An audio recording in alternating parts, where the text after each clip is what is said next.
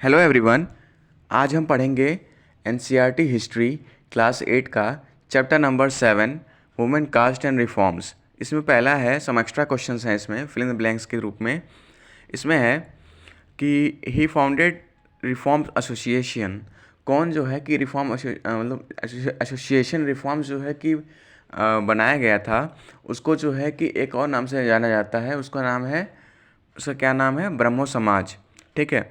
फिर reforms by the राजा राम मोहन रॉय। राजा राम मोहन रॉय ने कब रिफॉर्म शुरू किया था? इन 1772 से 1833 तक। ठीक है।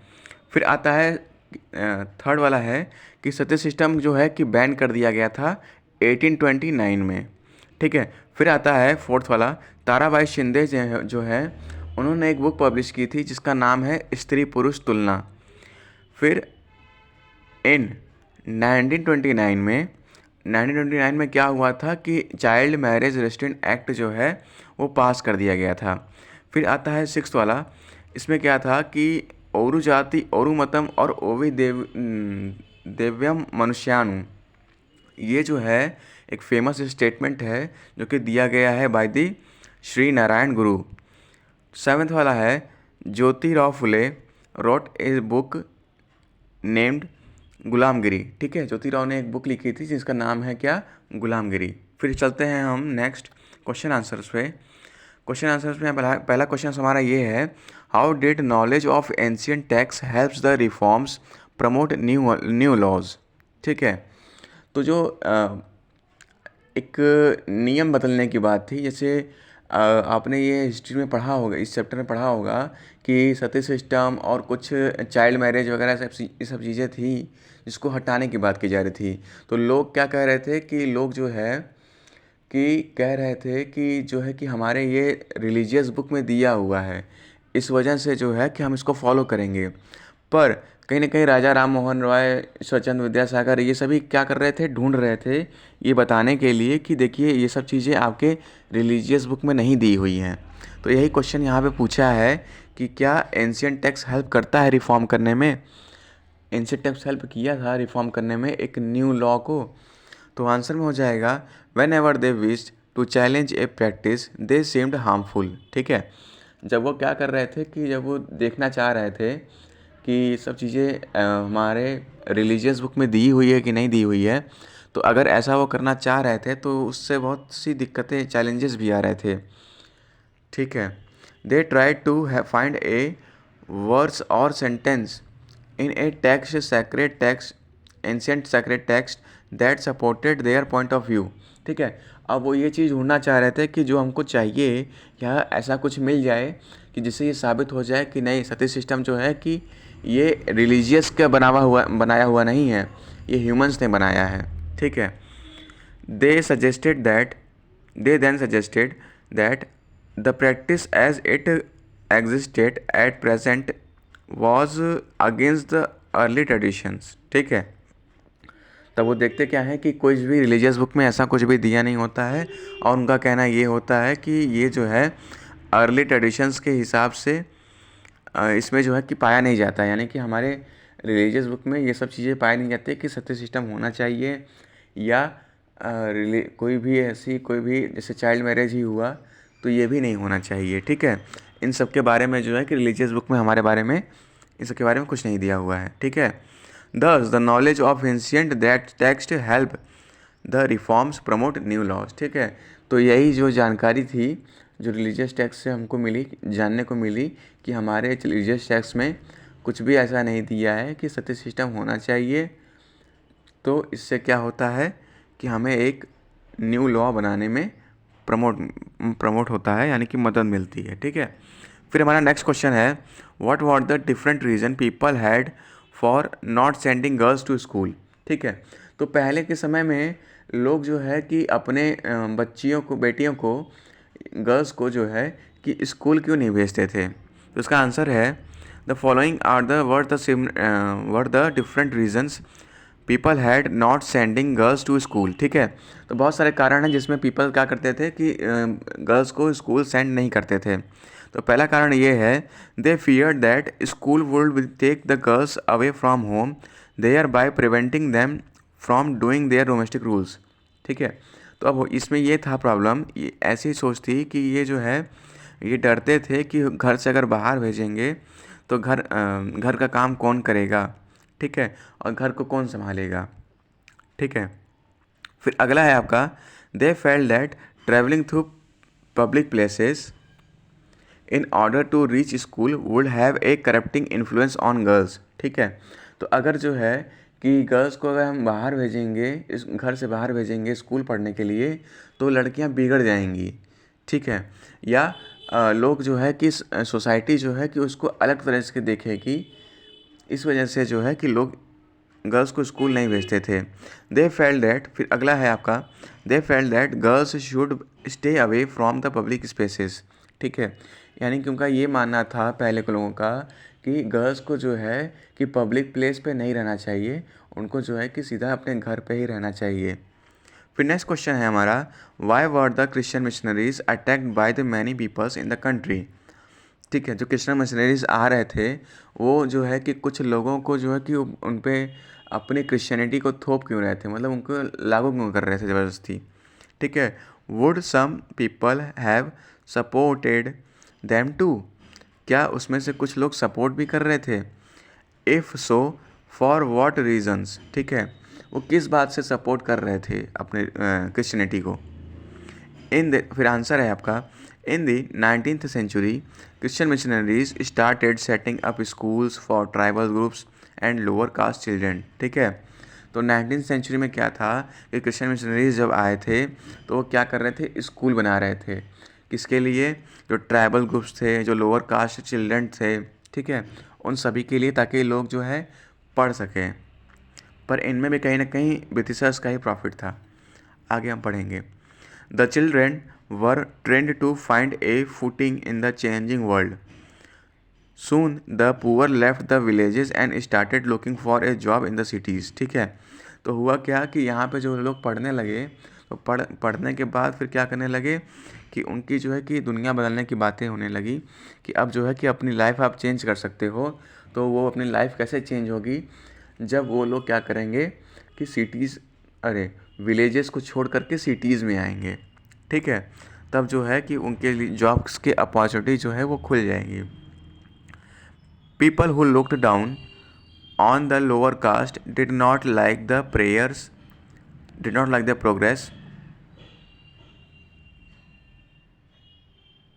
Progress of this section of people. ठीक है, तो यहाँ पे क्या था कि जो अपर कास्ट के लोग थे या कुछ और जो कास्ट के लोग थे, तो वो क्लास के लोग थे, तो वो क्या कर रहे थे कि लोअर कास्ट के जो प्रोग्रेस था उनको वो देखना नहीं चाहते थे। ठीक है, social reformers would have been supported that missionaries for their work against the social evils. ठीक है, तो देखो होता क्या है ना कि ये हमारे लिए एक समाज के लिए एक अच्छी नीति लेकर के नहीं आते हैं। ठीक है, वो हमें पढ़ाते तो हैं लेकिन कहीं ना कहीं वो चीज़ें हमारे लिए बेनिफिशियल नहीं होती है। इससे पहले के समय क्या था कि जो सारी चीज़ें थी वो सब चीज़ें जो थी अपने एक कल्चर के हिसाब से थी, जो इतनी पढ़ाई लिखाई थी वो सभी कल्चर के हिसाब से थी। हम लोग वही सीखते थे जो हमारे आसपास के एनवायरनमेंट के लिए सूटेबल था। मतलब जैसे किसी को अगर कोई काम करना हो, जैसे कि कोई अगर वो घड़ा बनाने वाला व्यक्ति है तो उसको जो है कि उस टाइप की नॉलेज दी जाती थी पहले। ठीक है, तो ये क्रिश्चियन के आने से क्या हुआ कि अब जो लोग हैं कि इंग्लिश पे बढ़ावा मिला, तो इंग्लिश पढ़ने लगे और फिर उसी फील्ड में क्या करने लगे कि जॉब अपॉर्चुनिटी खोजने लगे। ठीक है, फिर नेक्स्ट क्वेश्चन है हमारा, in the British period, what new opportunities opened up for the people who came from the caste that were regarded as low। ठीक है, तो ब्रिटिश पीरियड में ऐसा क्या था कि न्यू अपॉर्चुनिटी दी जा रही थी जो लोग लो कास्ट से थे, जो लोग लो पीपल थे। फिर आंसर है इसका, the British period saw the rise of the cities. ठीक है, many of the poor living in the Indian villages and towns to look for jobs that were opening up in the cities. ठीक है, तो यहाँ पे जो है कि ब्रिटिश क्या कर रहे थे, सिटीज़ को राइज कर रहे थे। जनरली वो अपना व्यापार कर रहे थे और अपने व्यापार में ब्रिटिशर्स क्या कर रहे थे कि उनको भी ऐड कर रहे थे, क्योंकि उनको एक इंग्लिश पर्सन चाहिए था, यानी कि ऐसा इंडियन जो इंग्लिश अच्छे से बोल सकता है। इसीलिए उन्होंने क्या की थी कि स्कूल बनाने की बातें की थी, ताकि जो है कि वो इंडियंस अगर इंग्लिश बोलना सीख जाएंगे, अच्छे से बोलने लगेंगे, तो ब्रिटिशर्स के साथ क्या हो जाएगा, कनेक्टिविटी अच्छी हो जाएगी। ठीक है, कम्युनिकेशन अच्छा हो जाएगा, तो अपनी बातें जो है कि ईजिली इंडियंस तक पहुंचाने में सही रहेगा। फिर नेक्स्ट लाइन है आपका इसमें, as the cities were growing there was a great demand for labour. ठीक है, जैसे जैसे शहर बढ़ता है तो वहाँ पे जो है कि लेबर की आवश्यकता बढ़ जाती है। ठीक है, लेबर फॉर अच्छा कैसे labours for digging drains, laying road, construction buildings, working in factories and municipalities etceteras. ठीक है, तो इन सब कामों के लिए लेबर की आवश्यकता पड़ रही थी। कौन कौन से वो वर्क हैं, डिगिंग के लिए यानी कि ज़मीन को खोदना, ठीक है, ड्रेन्स के लिए यानी कि नाली वगैरह बनाना, ठीक है, रोड्स वगैरह बनाना, बिल्डिंग्स वगैरह बनाना, वर्किंग इन फैक्ट्रीज़ में काम करना और म्यूनिसिपैलिटीज़ की तरह काम करना। ठीक है, फिर नेक्स्ट लाइन है आपका, this demand for labour must met by the population migrating from the villages and town. ठीक है, तो इसके वजह से क्या था कि लोगों के पास एक जॉब अपॉर्चुनिटी मिल रही थी, इसी वजह से जो लोग थे अब वो गांव से निकल के शहर आ रहे थे। ठीक है, फिर नेक्स्ट क्वेश्चन है हमारा, how did Jyotirao Phule and other reformers justify the criticism of caste inequality in society. ठीक है, तो ज्योतिराव फुले ने कैसे जो है कि रिफॉर्म को जस्टिफाई किया और समाज से इनइक्वलिटी को कैसे वो हटाया सोसाइटी से। ठीक है, तो इसके बारे में हम पढ़ेंगे अभी। आंसर में, Jyotirao Phule developed his own ideas about the injustice of caste society. ठीक है, he did not accept the Brahmans claim that they were superior to others since they were Aryans. ठीक है, तो यहाँ पे क्या था कि ज्योतिराव फुले का ये कहना था कि कोई भी जो है कि सुपीरियर नहीं है, सब लोग क्या है, एक समान है।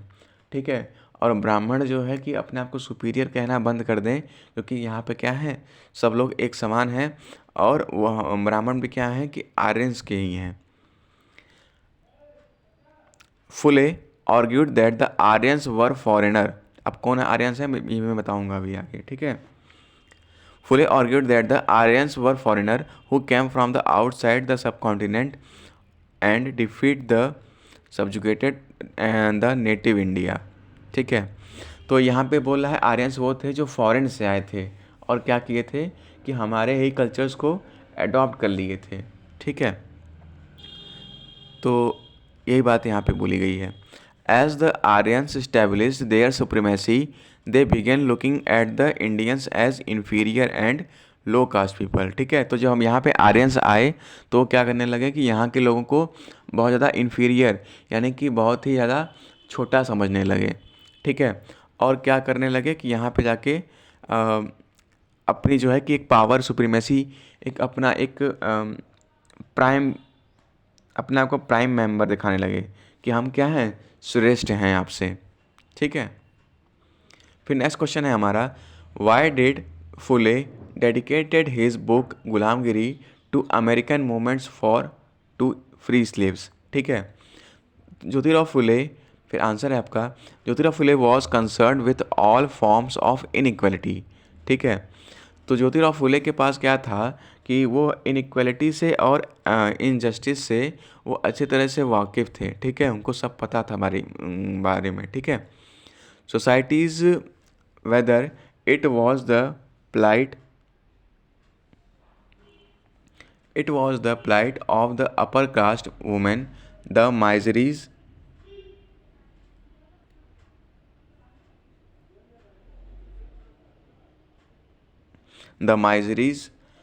of the laborers और the humiliation of the low caste. ठीक है, तो यहाँ पे क्या कह रहा है कि सोसाइटी जो थी वो कैसी थी, आपकी उसको सोसाइटी का जो है कि प्लाइट मीन्स दुर्दशा, ठीक है। तो सोसाइटी का जो है कि एक दुर्दशा हो गया था by the of the upper caste women's, ठीक है। यानी कि जो अपर कास्ट वुमेन थी उनका जो है कि एक दशा ठीक नहीं था, दुर्दशा हो गई थी। और क्या था, the miseries of the labourers और humiliation of the low caste, ठीक है। और क्या था कि जो आपका ये जो दुख था ऑफ द लेबरर्स, ठीक है, लेबरर्स का जो दुख था और उनका जो एक निरादर था, ह्यूमिलिएशन था ऑफ द लो कास्ट, ठीक है। यानी कि उनका निरादर होता था और उनको जो है कि हमेशा दुख होता था, किसको, लो कास्ट पीपल को, ठीक है। By dedicating his book Gulamgiri to American movement to free slaves he linked the condition of the black slaves in America with those of the lower caste in India, ठीक है। तो जो है ये जो इन्होंने गुलामगिरी लिखी थी बुक, ये अमेरिका में जो डिस्क्रिमिनेशन हो रहा था, जो इनइक्वालिटी थी, ठीक है, जो इनजस्टिस था, उसको देखते हुए ये इंडिया के लिए लिखते हैं, ठीक है। मतलब वो लिखेंगे ब्रिटिशर्स के वो लिखेंगे अमेरिका के बारे में, लेकिन इंडियंस को बताएंगे कि इंडिया वालों, ये देखो अमेरिका के साथ भी यही हो रहा है, तो तुम्हारे साथ भी यही हो सकता है, इसलिए अभी से जल्दी अवेयर हो जाओ इस चीज़ से, ठीक है। फिर नेक्स्ट क्वेश्चन है हमारा, what did Ambedkar want to achieve through the temple entry movement, ठीक है। तो आप लोग जानते ही होंगे कि टेम्पल एंट्री मूवमेंट जो है वो B.R. अम्बेडकर द्वारा चलाया गया था, ठीक है। Doctor B.R. Ambedkar started A temple entry movement in 1927, ठीक है। तो B.R. अम्बेडकर ने टेम्पल एंट्री मूवमेंट शुरू किया था 1927 में, ठीक है, which was participated by his Mahar caste followers, ठीक है, जो कि पार्टिसिपेट किया गया था महार कास्ट फॉलोवर्स के द्वारा। ब्राह्मण priest were outraged when the lower cast used water from the temple tanks, ठीक है। ब्राह्मण जो है कि वो मना करते थे महार कास्ट को कि जो है कि आप मंदिर के वेल से यानी कुएं से आप पानी नहीं भरिए, ठीक है, मंदिर के टैंक से आप पानी मत भरिए। तो होता क्या है कि doctor B.R. Ambedkar led 3 such movement for temple entry between, तो इसमें क्या होता है कि इसी वजह से क्या था कि B.R. अम्बेडकर जो है कि क्या करते हैं कि तो 3 सच मूवमेंट चलाते हैं, ठीक है। तो 3 से ऐसे मूवमेंट चलाते हैं बिटवीन 1927 से लेकर के 1935 तक, ठीक है। मतलब वो हर जगह क्या करते हैं कि अलग अलग तरीके से मूवमेंट कराते हैं, ताकि जो है कि जो लोअर कास्ट हैं उनको भी क्या किया जा सके, उनका भी अधिकार हो मंदिर में जाने का, ठीक है। His aim was to make everyone see the power of the caste prejudice within the society, ठीक है। उनका ये भी मानना था कि एक बार जो है कि सबको बताना भी ज़रूरी है कि कितनी ज़्यादा इनइक्वालिटी है समाज में हमारे, ठीक है। क्योंकि था क्या कि महात्मा गांधी भी इन सब चीज़ों को जो है कि समझते तो थे, लेकिन वो सबको एक साथ लेना चाहते थे। इसीलिए जो है कि वो महात्मा गांधी और जितने भी लीडर्स थे उन सबको इसी के माध्यम से वो बताना चाहते थे कि हमारे साथ ऐसा अन्याय हो रहा है, मतलब लोअर कास्ट के साथ ऐसा अन्याय हो रहा है, ठीक है। I hope all of you सबको अच्छा लगा होगा ये मेरा एक्सप्लेनेशन। Thanks for listening.